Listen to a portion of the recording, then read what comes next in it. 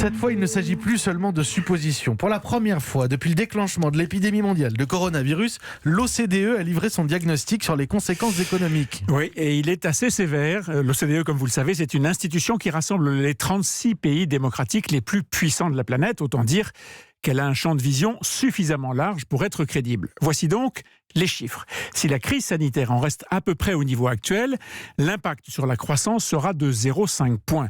Plus précisément, l'OCDE estime qu'à cause de la Chine, le premier trimestre sera carrément en récession mondiale avant un redressement sur le restant de l'année. Alors attention, ça ne veut pas dire que tous les pays, et je pense à la France bien sûr, que tous les pays seront en récession, mais que les économies les plus fragiles, elles, le seront. Oui, mais ça, c'est donc dans l'hypothèse où l'épidémie est stabilisée. Ce qui a peu de chances d'arriver, je vous l'accorde. Et donc, il y a un scénario plus noir. Oui, disons plutôt un scénario gris, celui dans lequel le monde occidental, Europe, États-Unis, et puis le reste de l'Asie-Pacifique sont touchés au même niveau que la Chine l'a été. Là, on aurait un choc économique 3 fois plus sévère, une chute de 1,5% de la croissance dans le monde.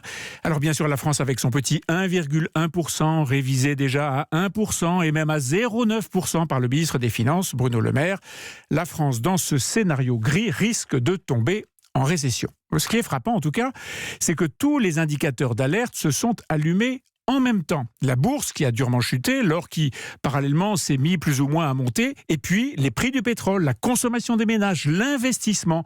Toutes ces statistiques sont mauvaises. Et face à ça, il n'y a pas de moyen de réagir ? Alors si, et c'est, disons, un peu rassurant. Bien sûr, tout dépend de l'évolution du virus, mais disons que face à cet incendie épidémique, 2 pompiers ont commencé à se mobiliser. Le premier, c'est l'Europe. La Commission, si souvent décriée pour son manque de connexion avec la vie réelle, a pour une fois appelé sans attendre à une réponse coordonnée des États membres. Prévention, santé, transport, économie, elle fera tout, dit-on, tout ce qui est nécessaire.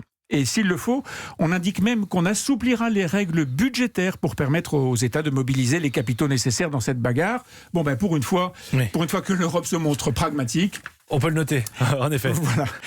L'autre pompier, c'est l'ensemble des banques centrales. Elles ont déjà fait savoir qu'elles ne resteraient pas inertes. Et réagir, pour une banque centrale, c'est ouvrir le robinet de l'argent pour qu'aucun maillon de la chaîne financière ne soit à court de liquidités. Bon, bien sûr, ça ne soignera pas le virus, mais ça pourra largement atténuer la fièvre économique qu'il a déclenchée.